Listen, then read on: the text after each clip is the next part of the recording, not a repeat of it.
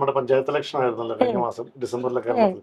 അന്നാണ് ഞങ്ങൾ ഇതിന്റെ ഫസ്റ്റ് ക്യാപ്ഷൻ വെളിവിട്ടത്. കേരളത്തിൽ ആർക്ക് ശുക്രനടിക്കും, കാരണം ഇലക്ഷൻ നടക്കുകയല്ലേ. ഓ ഇപ്പൊ പ്രൊഡ്യൂസറൊക്കെ ഇങ്ങനെ ഇരുന്ന് ചില്ലായിട്ട് സംസാരിക്കാന്നൊക്കെ പറയുന്നത് ഭയങ്കര റയർ ആയിട്ടുള്ള ഒരു കാര്യം. ശുക്രനല്ലേ ശുക്രനല്ലേ?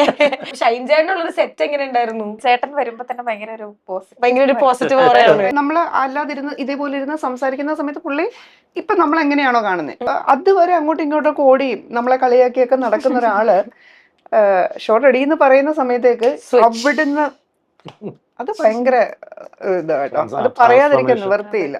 ശരിക്കും ശുക്രന്റെ ഒരു സോൾ എന്തായിരിക്കും? നല്ലൊരു ഫീൽ ഗുഡ് മൂവി. ഇന്ന് എന്റെ കൂടെ ഉള്ളത് നമ്മുടെ മലയാള സിനിമയുടെ ശുക്രൻ തെളിയിക്കാൻ പോകുന്ന 3 പേരാണ്. നമുക്ക് വെൽക്കം ചെയ്യാം നമ്മുടെ സ്വന്തം ആര്യ ചേച്ചി, എന്റെ സ്വന്തം കൂടെ പറയണം ഞാൻ, തുഷാര ചേച്ചി ആൻഡ് ജീവൻ സർ. സോ 3 പേർക്കും വെൽക്കം ടു ദ ഷോ. ഇപ്പൊ ഈ പറഞ്ഞ പോലെ എനിക്കൊരു മൂവി പ്രൊമോഷൻ എടുക്കണൊക്കെ കൂടുതൽ ഭയങ്കര പ്രൗഡായിട്ട് ഫീൽ ചെയ്യുന്നത് ആര്യ ചേച്ചിയുടെ കാര്യത്തിലാണ്. എനിക്കെന്ന് വെച്ചാൽ എന്റെ ക്ലോസസ്റ്റ് ഫ്രണ്ട് ആണ്. അപ്പൊ ഇന്റർവ്യൂ എടുക്കാന്ന് പറയുമ്പോൾ എനിക്ക് ഭയങ്കര ഒരു എക്സൈറ്റ്മെന്റ് ആണ്. And I feel so proud for. ഇങ്ങനെ കഷ്ടപ്പെട്ടായി എന്തോരം ഫോക്കസ് ചെയ്ത് എന്തോരം കഷ്ടപ്പെട്ട് ഈ ഫീൽഡിൽ വരുമ്പോൾ ചേച്ചിക്ക് ഇപ്പൊ ചേച്ചിയുടെ ഒരു മൂവി നമ്മുടെ പ്രൊമോഷന് വെയിറ്റ് ചെയ്ത് നിൽക്കുമ്പോൾ ചേച്ചിക്ക് എന്താ ഫീൽ ചെയ്യണ?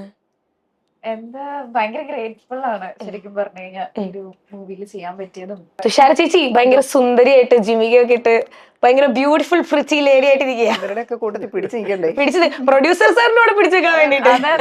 ഇടയ്ക്കിടയ്ക്ക് ഞാൻ മങ്ങി പോകുന്നുണ്ടോന്നൊരു അതുകൊണ്ടാണ് ഇല്ല മറ്റേ പൊന്നുംകുടത്ത് എന്തിനാ പൊട്ടുന്ന ചോദിക്കണ പോലെ വേണമെങ്കിൽ അങ്ങനെ പറയാം. അപ്പൊ ശരിക്കും ചേച്ചിയുടെ ക്യാരക്ടർ എങ്ങനെയാ നമ്മുടെ ശുക്രൻ മൂവിയിൽ പോണത്? ഇതില് ഞാൻ ആര്യയുടെയും ആദ്യയുടെയും അമ്മയായിട്ടാണ്. Young mother, Santoor mummy. ഞാനൊരു ടീച്ചറായിട്ടാണ്, പ്രഭ എന്നാണ് ക്യാരക്ടറിന്റെ പേര്. അപ്പം ഞാൻ എങ്ങനെയാണോ അതേപോലൊക്കെ തന്നെ കുറച്ച് സ്ട്രിക്റ്റും എന്നാൽ കുറച്ച് ഇതായിട്ടൊക്കെ ഉള്ള ഒരു അമ്മ അത് തന്നെയാണ്. ഇപ്പൊ ശരിക്കും എനിക്ക് തോന്നുന്നു ആർട്ടിസ്റ്റുകളൊക്കെ കൂടുതൽ കഥകൾ കേൾക്കുന്നത് പ്രൊഡ്യൂസേഴ്സ് ആയിരിക്കും. ഒരു 100-120 കഥ കേൾക്കുമ്പോൾ അതിൽ നിന്നാണ് നമുക്കൊരു ഒരു ഇന്നൊരു സംഭവം സ്ട്രൈക്ക് ചെയ്തിട്ടായിരിക്കും നമ്മളൊരു കഥ എടുക്കണത്. ശരിക്കും സാർ ശുക്രൻ കേട്ട സമയത്ത് ഇത് ഞാൻ ചെയ്യണം, ഇതെനിക്ക് നല്ലതായിരിക്കും എന്ന് തോന്നാനുള്ള ഒരു കാരണം എന്തായിരുന്നു? ശുക്രനിലേക്ക് വരാനുള്ള ഒരു സാഹചര്യം എന്ന് പറഞ്ഞാൽ ഞാൻ ബേസിക്കലി ഒരു അഭിനയ മോഹിയാണ്. അപ്പം അഭിനയ മോഹത്തിന്റെ ഭാഗമായിട്ടാണ് ഇത് വന്ന് എൻ്റർ ചെയ്യുന്നത്. ഇതിന്റെ പേര് ആദ്യം കണ്ടപ്പോൾ തന്നെ എനിക്ക് ഒരുപാട് ഇഷ്ടം തോന്നി. കാരണം അതൊരു നല്ല പോസിറ്റീവായിട്ടുള്ള ഒരു ഫീല്. കാരണം തന്നെ മലയാളത്തിൽ ഇതുവരെ അങ്ങനെ കേൾക്കാറില്ല. ആക്ച്വലി ഞങ്ങൾ ഈ പടത്തിനെ രജിസ്റ്റർ ചെയ്യാൻ ചെന്നപ്പോഴാണ് അറിയുന്നത് തമിഴിൽ ഇങ്ങനെ ഒരു സിനിമ ഇറങ്ങിയിട്ടുണ്ട്. അതുകൊണ്ട് അവർ തന്നെ ഒരു എച്ചും കൂടെ ആഡ് ചെയ്തത്. യഥാർത്ഥത്തിൽ ഈ സിനിമയുടെ നമുക്ക് എച്ചില്ലാത്ത അപ്പം പക്ഷെ മലയാളത്തിൽ അങ്ങനെ ഇതുവരെ ഈ ഒരു ഇത് വന്നില്ല. അപ്പൊ ആ സിനിമയുടെ പിന്നെ കഥ കേട്ടപ്പോഴത്തേക്ക് സത്യത്തില് I am so excited because ഒരു നല്ല ഫാമിലി എന്റർടൈനർ ക്ലീൻ മൂവിയാണ്. എല്ലാവരും പെട്ടെന്ന് കേൾക്കുമ്പോൾ ഇപ്പൊ ഈ മൂവിയിലെ നായകന്മാരെന്ന് പറഞ്ഞ ബിബിന്, നസീർ, അസീസ് ഇവരൊക്കെ ഒരു കോമഡി ജോണറാണ് കൂടുതലും മലയാളികളെ സംബന്ധിച്ച് ശ്രദ്ധിക്കുന്നത്. പക്ഷെ ഈ സിനിമയിലെല്ലാം ഒരു വ്യത്യസ്തമായ നല്ല ക്യാരക്ടർ റോളുകൾ ഇവർ ചെയ്തിരിക്കുന്നു. എന്ന് പറഞ്ഞാൽ കോമഡി ഇല്ലെന്നല്ല, അറ്റ് ദ സെയിം ടൈം അവർക്കും ഇതൊരു വെറൈറ്റി ആണ്. പിന്നെ ഈ മറ്റ് ഇതിന്റെ ടെക്നിക്കൽ സൈഡും ഇതിന്റെ സ്റ്റോറിയുമാണ് എന്നെ ഈ സിനിമയിലേക്ക് കൂടുതൽ അട്രാക്ട് ചെയ്തത്. പ്രൊഡ്യൂസറിന്റെ ഒരു പെർസ്പെക്റ്റീവ് അതുകൊണ്ടാണ് ഒരു സിനിമ എടുത്ത് അത്ര ആഗ്രഹം ഉണ്ട് എന്ന് പറഞ്ഞു. ആസ് എൻ ആക്ട്രസ് ആര്യ ചേച്ചിക്ക് എന്തായിരുന്നു ഈ സിനിമ ലോക്ക് ചെയ്യണം, അല്ലെങ്കിൽ ഇത് ഞാൻ തന്നെ ഇത് വേറെ ആർക്കും വിട്ടുകൊടുക്കില്ല എന്ന് തീരുമാനിക്കാനുള്ള ഒരു പോയിന്റ് എന്തായിരുന്നു?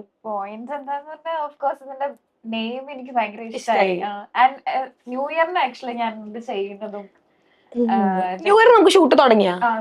ഓക്കെ, അപ്പൊ ന്യൂ ഇയർ 2026 തുടക്കം തന്നെ ശുക്രനായിരുന്നു. ഓക്കെ, 2026 അല്ല 2025. ഓ സോറി. ആൻഡ് സ്ക്രിപ്റ്റ് കേട്ടപ്പോ എനിക്ക് നല്ല ഇഷ്ടമായി. എന്റെ ക്യാരക്ടർ എനിക്ക് കേട്ടോ ഭയങ്കര ഇഷ്ടമായി. പെർഫോം ചെയ്യാനുണ്ട്, ഭയങ്കര ജെൻസി ക്യാരക്ടറാണ്.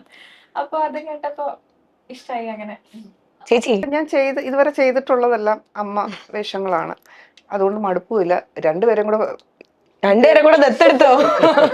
കിട്ടുമ്പോ ഒരു സന്തോഷം. ഇപ്പൊ ചേച്ചി അമ്മയുടെ പോലെയാന്ന് പറഞ്ഞപ്പോഴാണ് ഞാൻ ഓർത്തത്. ഇപ്പൊ ഇവിടെ നിന്ന സമയത്തും ചേച്ചി എല്ലാരും ഡീൽ ചെയ്യുന്ന രീതി നമുക്ക് ഭയങ്കര ഒരു മദർലി കെയർ ഫീൽ ചെയ്യുന്നുണ്ട്. ഇപ്പൊ വന്നിരിക്കുമ്പോഴേ എനിക്ക് എന്റെ അമ്മയടുത്ത് സംസാരിക്കണ പോലെ തോന്നുന്നുള്ളൂ. അതൊരു പോസിറ്റീവ് വൈബ് അല്ലേ? അതൊരു കോംപ്ലിമെന്റും കൂടാണ്. ഇപ്പൊ നമ്മൾ ഈ ശുക്രൻ കാണുന്ന സമയത്ത് എല്ലാത്തും ഒരു ഹാർട്ട് ഉണ്ടല്ലോ, ലവിൻ്റെത്. അപ്പൊ ഞാനാണെങ്കിൽ ഇങ്ങനെ ആർട്ടിക്കിൾസ് ഒക്കെ പരതിയ സമയത്ത് ഞാൻ കണ്ടൊരു കാര്യമുണ്ട്, ഇതൊരു കോമഡി ഉണ്ട്, ത്രില്ലർ ഉണ്ട്, അതുപോലെ തന്നെ ഒരു എക്സൈറ്റിംഗ് ആയിട്ടുള്ള റൊമാൻസ് ഉണ്ട്, കുറെ കാര്യങ്ങളുണ്ട് എന്നുള്ളത്. ശരിക്കും ശുക്രന്റെ ഒരു സോൾ എന്തായിരിക്കും? ഈ റൊമാൻസ് ആണോ? ഇപ്പൊ ജെൻസി മോളൊക്കെ ഉള്ളതുകൊണ്ട് റൊമാൻസ് ഒക്കെ ഉണ്ടോ? ആക്ച്വലി എല്ലാം കൂടി ഒരു കോംബോ പാക്കാണ്. ത്രില്ലറുണ്ട്, നല്ല ഫൈറ്റ് ഉണ്ട്, നല്ല പാട്ടുകളുണ്ട്, പിന്നെ നല്ലൊരു ഫീൽ ഗുഡ് മൂവി എന്ന് വേണം പറയാം. റൊമാൻസ് ഉണ്ട്, കോമഡി ഉണ്ട്, എല്ലാം കൂടി പാക്ഡ് ആണ്. ഒരു 2 മണിക്കൂർ നേരത്തേക്ക് നമുക്ക് വന്നു ഇരുത്താനുള്ള കഴിഞ്ഞാൽ ഒരു fun ഒട്ടും entertainment. ബോറാകാതെ ഉള്ള ഒരു ക്ലീൻ മൂവിയാണ്. എല്ലാം കൂടെ ചേരുന്ന ഒരു ശുക്രനാണ്. ഈ നമ്മുടെ പഞ്ചായത്ത് ഇലക്ഷൻ ആയിരുന്നല്ലോ കഴിഞ്ഞ മാസം ഡിസംബറിലെ കേരളത്തിൽ. അന്നാണ് ഞങ്ങൾ ഇതിന്റെ ഫസ്റ്റ് ക്യാപ്ഷൻ വെളിവിട്ടത്. എന്ന് പറഞ്ഞാൽ ഒരു കേരളത്തിന്റെ പല ഭാഗങ്ങളിലായിട്ട് ഞങ്ങൾ ഇത് ഫ്ലെക്സുകൾ വെച്ചായിരുന്നു. അതിനകത്ത് ഞങ്ങൾ എഴുതിയതാണ്, വേറെ ഒന്നും എഴുതിയില്ലായിരുന്നു. കേരളത്തിൽ ആർക്ക് ശുക്രനടിക്കും, കാരണം ഇലക്ഷൻ നടക്കുകയല്ലേ. ആ ഒരു ക്യാപ്ഷനിലാണ് ഈ സിനിമ ആദ്യമായിട്ട് തന്നെ എൻ്റർ. കാരണം ആ പേര് പലയിടത്തും നമുക്ക് ഉപയോഗിക്കാവുന്ന, മലയാളികൾ പലപ്പോഴും ഉപയോഗിക്കുന്ന, സാധാരണ ജീവിതത്തിൽ ഉപയോഗിക്കുന്ന ഒരു വീടായതുകൊണ്ടും, എന്നാൽ അതൊരു കണക്ട് ചെയ്താണ് ഞങ്ങൾ തുടങ്ങിയത് തന്നെ. ഇപ്പൊ കഴിഞ്ഞ ഇന്റർവ്യൂ എടുത്ത സമയത്ത് ശുക്രന്റെ കാര്യം പറഞ്ഞപ്പം ചന്തു ചേട്ടനും ബിബിൻ ചേട്ടനും പറഞ്ഞൊരു കാര്യമുണ്ട്. ശരിക്കും ശുക്രൻ എന്ന് വെച്ചാൽ ഒരു പോസിറ്റീവ് സാധനം, അല്ലെങ്കിൽ ഒരു ഹോപ്പ്, അങ്ങനെയൊക്കെയാണല്ലോ. അപ്പൊ പൊതുവെ ആൾക്കാർ, നമുക്കൊരു സക്സസ്, നമ്മളൊരു പൊസിഷനിൽ എത്തി, അപ്പൊ ആൾക്കാർ പറയുന്ന ഒരു കാര്യമാണ് ഇവന്റെ ശുക്രൻ തെളിഞ്ഞു. ഹാർഡ് വർക്കിന് പക്ഷെ അവിടെ ഒരു വില കുറയണ പോലെ, അതായത് ലക്കാണ് ഫാക്ടർ എന്നുള്ളതാണ് പറയാ.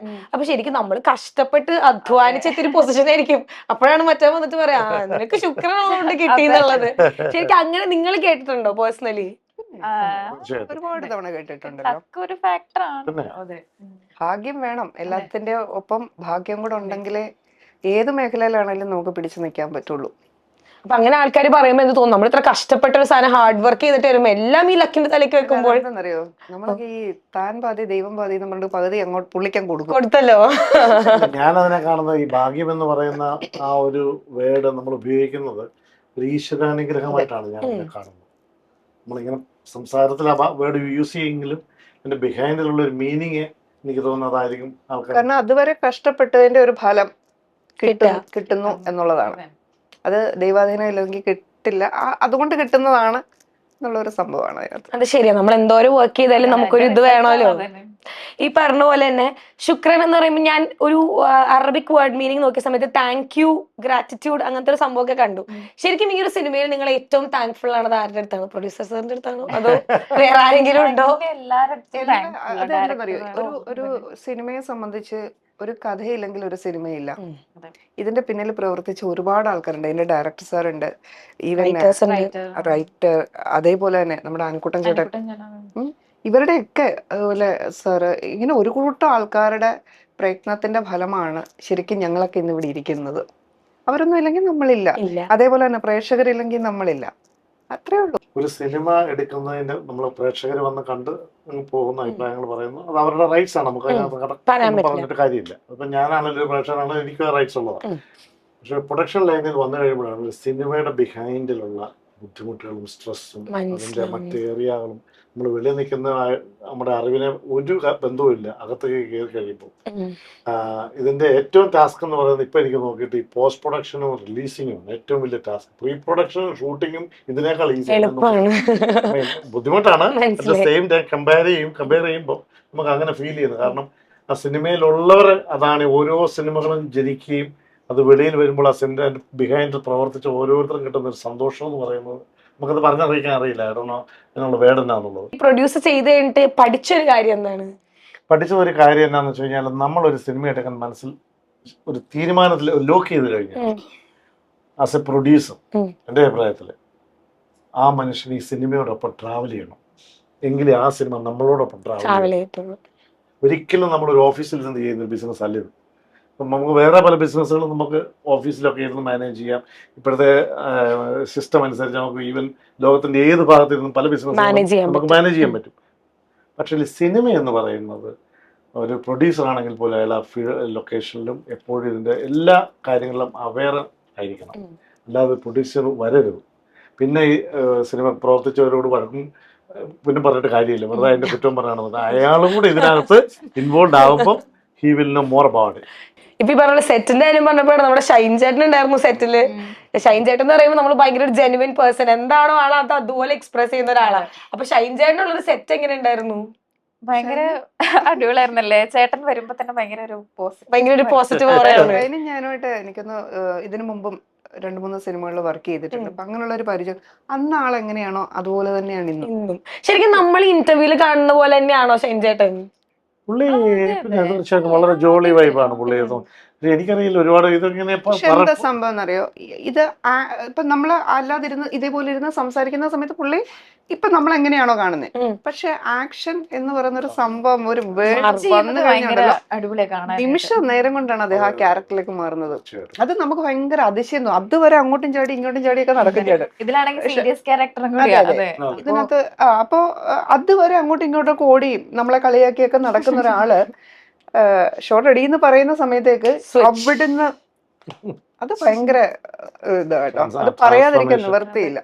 ശരി, അത് ഞാൻ കേട്ടിട്ടുണ്ട്. പ്രൊഫഷണലിസത്തിന്റെ കാര്യത്തിൽ ഷൈൻ ചേട്ടനെ മാറ്റി നിർത്താൻ പറ്റില്ല എന്നുള്ളത്. ഇവൻ ചെറിയ കാര്യങ്ങൾ പോലും അദ്ദേഹം ശ്രദ്ധിക്കുന്നതാണ്. തീർച്ചയായിട്ടും മൈന്യൂട്ടായിട്ടുള്ള ഇപ്പൊ പലരും ശ്രദ്ധിക്കാതെ പോകുന്നേ അതുപോലും പുള്ളി അതിന്റെ ഇടയ്ക്ക് കണ്ടുപിടിച്ച് പറയും എന്നുള്ളതാണ്. അപ്പൊ അത്രയും പുള്ളി ഒബ്സർവിംഗ് ആണ്. ഇപ്പൊ ഈ പറഞ്ഞ പോലെ നേരത്തെ ഇന്റർവ്യൂ എടുത്തപ്പോഴാണെങ്കിൽ ഇപ്പോഴത്തെ ഇന്റർവ്യൂ എടുത്തപ്പോഴാണെങ്കിൽ നിങ്ങൾ തമ്മിലുള്ള കെമിസ്ട്രി ഭയങ്കര വിസിബിൾ ആണ്. ഇപ്പൊ പ്രൊഡ്യൂസറൊക്കെ ഇങ്ങനെ ഇരുന്ന് ചില്ലായിട്ട് സംസാരിക്കാന്നൊക്കെ പറയുന്നത് ഭയങ്കര റയർ ആയിട്ടുള്ള ഒരു കാര്യം. ഞാൻ അങ്ങനെ പ്രൊഡ്യൂസേഴ്സ് ഇത്ര കൂളായിട്ട് കണ്ടിട്ടില്ല. ഈ പറഞ്ഞ പോലെ കുറെ ടെൻഷൻസ് ഒക്കെ ഉണ്ടാവുമല്ലോ, അപ്പൊ ഇങ്ങനെ മസിൽ പിടിച്ചിരിക്കുന്ന പ്രൊഡ്യൂസേഴ്സിനെ കണ്ടിട്ടുള്ളൂ. ഇത് മൊത്തത്തിൽ പ്രൊഡ്യൂസർ അതെ ശുക്രനല്ലേ. അപ്പൊ ഈ പറഞ്ഞ പോലെ നിങ്ങളുടെ ഒരു ഹാർഡ് വർക്ക് നമ്മുടെ തിയേറ്റേഴ്സിൽ വരാൻ പോവാ. ഞാൻ ഭയങ്കര എക്സൈറ്റഡ് ആണ്. നേരത്തെ ഇന്റർവ്യൂ എടുത്തപ്പോഴാണെങ്കിലും ഇപ്പോഴത്തെ ആണെങ്കിലും പ്രത്യേകിച്ച് എനിക്ക് അറിയുന്ന കുറെ പേരുണ്ട്. ആര്യ ചേച്ചി ആണെങ്കിലും എനിക്ക് ചേച്ചിയുടെ എനിക്കറിയാം എത്രത്തോളം വർക്ക് ചെയ്തിട്ടുണ്ട് ഇതിലെന്നുള്ളത്. അപ്പൊ ആ ഒരു സംഭവം നേരിട്ട് വിറ്റ്നസ് ചെയ്യാന്ന് പറയുന്നത് ഭയങ്കര വെയിറ്റ് ചെയ്യുന്ന എക്സൈറ്റിംഗ് ആയിട്ടുള്ള ഒരു എലമെന്റ് ആണ്. അപ്പൊ എന്തായാലും തിയേറ്ററുകളിൽ വരുന്ന സമയത്ത് അമ്മേനെയും മക്കളെയും പ്രൊഡ്യൂസറിനെയും ടീമിനെ മൊത്തത്തിൽ ഞാനൊരു ചെറിയ റോൾ ഇത് ചെയ്തിട്ടുണ്ട് കേട്ടോ. അപ്പൊ അതും കൂടെ പ്രേക്ഷകരെ മൊത്തത്തിലായിട്ട് സർപ്രൈസ് ആയിട്ടിരിക്കട്ടെ. അതെ, ഒരു സർപ്രൈസിങ് എലമെന്റ് ആയിട്ട് ഇരുന്നോട്ടെ. അപ്പൊ എന്തായാലും പ്രേക്ഷകരെ എല്ലാവരും നിങ്ങളെ ഏറ്റെടുക്കട്ടെ. തിയേറ്റേഴ്സ് ഒക്കെ നമുക്ക് പൊളിച്ചടക്കട്ടെ. അപ്പൊ all the very best. Thank you very much.